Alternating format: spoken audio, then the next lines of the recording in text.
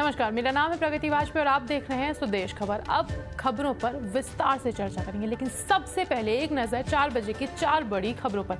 पहली अहम खबर की बात करें तो कई सालों के उच्च स्तर पर महंगाई पहुंचने के कारण रिजर्व बैंक ने एक बार फिर से रेपो रेट बढ़ाने का ऐलान किया है।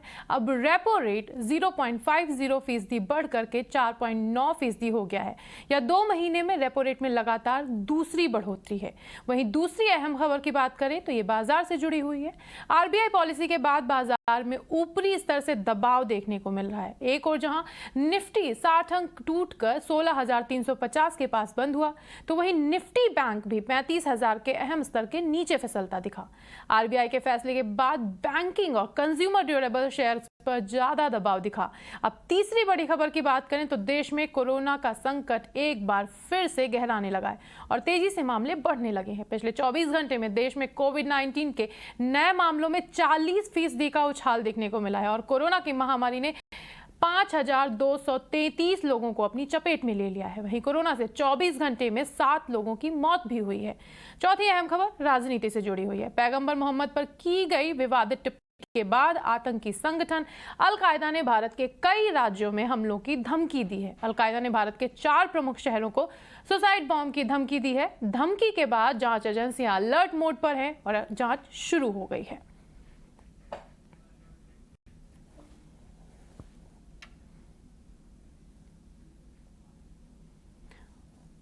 और अब इस वक्त की बड़ी खबर, लगातार बढ़ती महंगाई के कारण रिजर्व बैंक ने एक बार फिर से रेपो रेट बढ़ाने का ऐलान कर दिया है।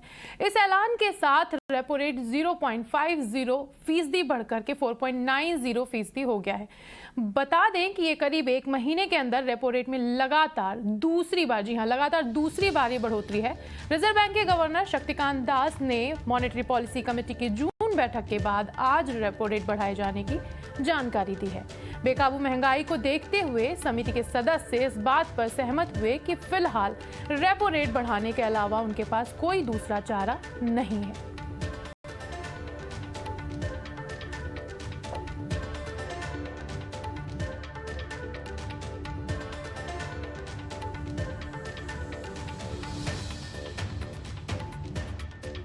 Unanimously to increase the policy repo rate by 50 basis points to 4.90% with immediate effect.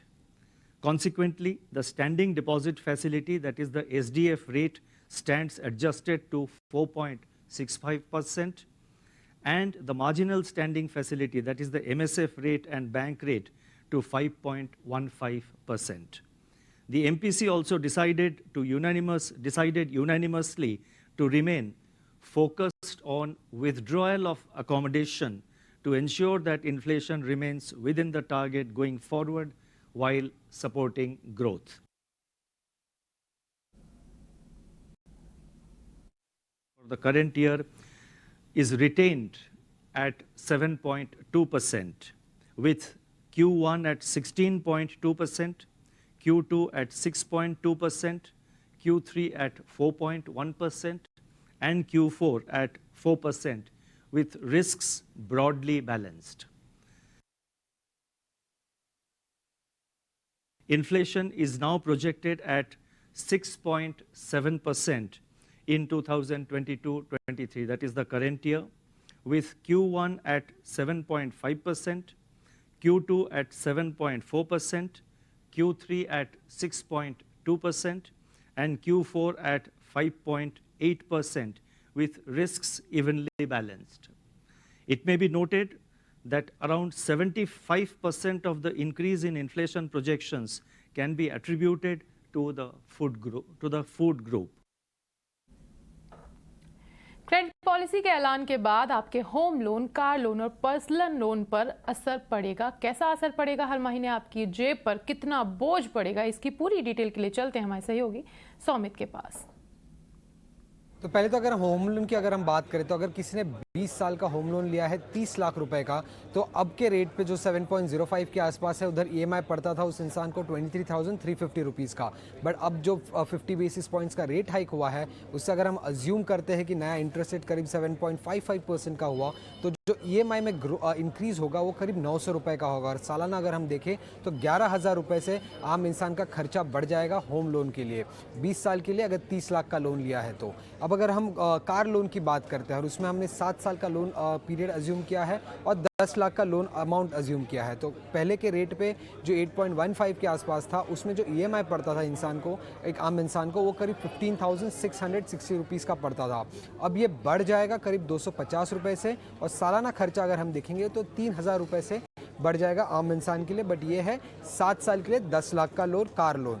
अब अगर हम पर्सनल लोन की बात करते हैं जहाँ पे इंटरेस्ट रेट ऑलरेडी काफ़ी हाई है करीब 9.6% का, तो उस पे अगर हम देखें तो अगर किसी ने 5 साल के लिए अगर पर्सनल लोन लिया है जिस 7.5 लाख रुपए का, तो उस पे जो ईएमआई पड़ता था एक आम इंसान को वो करीब 15,800 रुपीज़ का पड़ता था और ये 184 रुपीज़ से अब बढ़ जाएगा क्योंकि 50 बेसिस पॉइंट से रेट हाइक हुआ है। और सालाना खर्चा अगर हम देखेंगे तो 2,200 रुपये से बढ़ जाएगा एक आम इंसान के लिए अगर उसने 5 साल के लिए 7.5 लाख रुपए का पर्सनल लोन लिया है तो।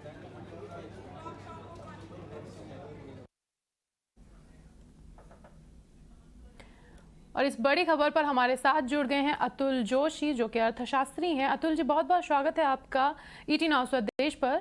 सबसे पहले ये बताएं कि क्या है इस बढ़ोतरी के मायने आम आदमी के लिए जो आज आरबीआई ने ऐलान किया है, इसमें आप कौन से मिस देखते हैं और क्या हिट है इसमें? देखिए, इसमें सबसे पहली बात तो ये रहेगी कि अगर हम बैंकिंग सेक्टर या अपनी फाइनेंशियल सर्विसेज सेक्टर को देखें तो लगभग 35 करोड़ लोगों ने इंडिविजुअल कैपेसिटी में लोन्स लिए हुए हैं।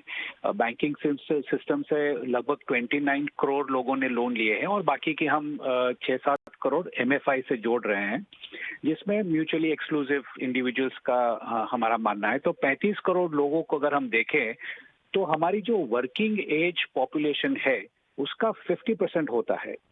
तो दैट मीन्स कि इंडिया की 50% पॉपुलेशन को इंक्रीज्ड ईएमआई का बोझ सहन करना होगा, जो काफी नेगेटिव हो सकता है प्राइवेट कंजम्पशन के लिए, विच मीन्स कि आपकी जो डिमांड है वो काफी कम हो जाएगी। जब तक कि इन्फ्लेशन का सवाल है तो ये इम्पोर्टेड इन्फ्लेशन है, चाहे वो क्रूड हो, चाहे वो कमोडिटी हो, चाहे वो फूड हो। ये तीनों में हमारा जो इन्फ्लेशन है वो आरबीआई के इंटरेस्ट रेट से घटना नहीं है। तो इन्फ्लेशन तो अपने हिसाब से चलता रहेगा, लेकिन कॉमन आदमी को, आम आदमी को ये ईएमआई का, बोरोइंग का काफी फटका पड़ेगा। इन्फ्लेशन एलिवेटेड रहेगा, विच मीन्स कि उसके पास जो डिस्पोजेबल इनकम है वो भी कम हो जाएगी। अगर हम इंडस्ट्री की बात करें तो इंडस्ट्री में ऑलरेडी हम देख रहे हैं कि जो 7 दिन का हफ्ता था वर्किंग वीक, वो कई इंडस्ट्रीज ने 6 दिन कर दिए हैं, 5 दिन कर दिए हैं।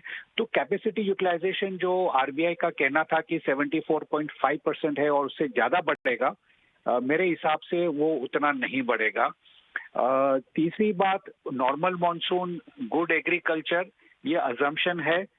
हमारे खुद के जो विश्लेषण है वो ये है कि मॉनसून थोड़ा कम रहेगा, 85% के आसपास रहेगा और नॉर्मल नहीं रहेगा, या तो अतिवृष्टि होगी या कम वृष्टि होगी, जिसकी मायने है कि एग्रीकल्चर में हमको स्पेशली जो फर्स्ट हाफ है उसमें थोड़ा नेगेटिव दिखाई देगा। ओवरऑल डिमांड सिचुएशन ठीक नहीं है, लोगों को काफी बोझ पड़ेगा।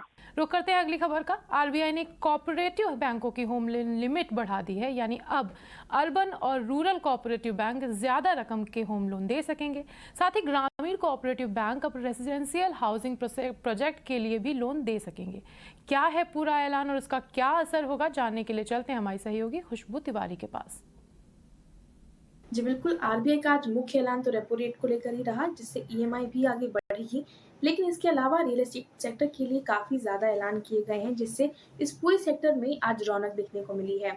आरबीआई ने कहा है कि जितने भी अर्बन कोऑपरेटिव बैंक और रूरल कोऑपरेटिव बैंक हैं, उनकी ओर से इंडिविजुअल हाउसिंग लोन की जो लिमिट है उसे बढ़ा दी गई है, यानी उसे दोगुनी कर दी गई है। पहला तो देखिए, जो टियर 1 अर्बन कोऑपरेटिव बैंक्स हैं उनके लिए 30 लाख की लिमिट जो थी उसे बढ़ाकर अब 60 लाख कर दिया गया है।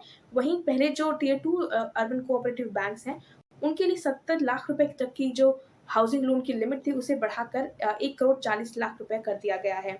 रूरल बैंक्स की बात करें तो रूरल कोऑपरेटिव बैंक्स उनकी ओर से जो जिनके अभी नेटवर्थ 100 करोड़ रुपए से कम है, उनके लिए सीमा 20 लाख से बढ़ाकर 50 लाख कर दी गई है। अन्य कोऑपरेटिव जो रूरल कोऑपरेटिव बैंक्स हैं उनके लिए सीमा 30 लाख से बढ़ाकर 75 लाख रुपए कर दी गई है। इंडस्ट्री प्लेयर्स का कहना है कि इससे लोअर इनकम ग्रुप या मिडिल इनकम ग्रुप और साथ ही जो अफोर्डेबल कैटेगरी के हाउसेस हैं उनकी बिक्री में डिमांड देखने को मिलेगी। उनके लिए क्रेडिट फ्लो अच्छा होगा, खास तौर पे वो लोग जो भी अनऑर्गेनाइज्ड सेक्टर में काम करते हैं उनके लिए ये लोन लेना काफ़ी ज़्यादा आसान हो जाएगा।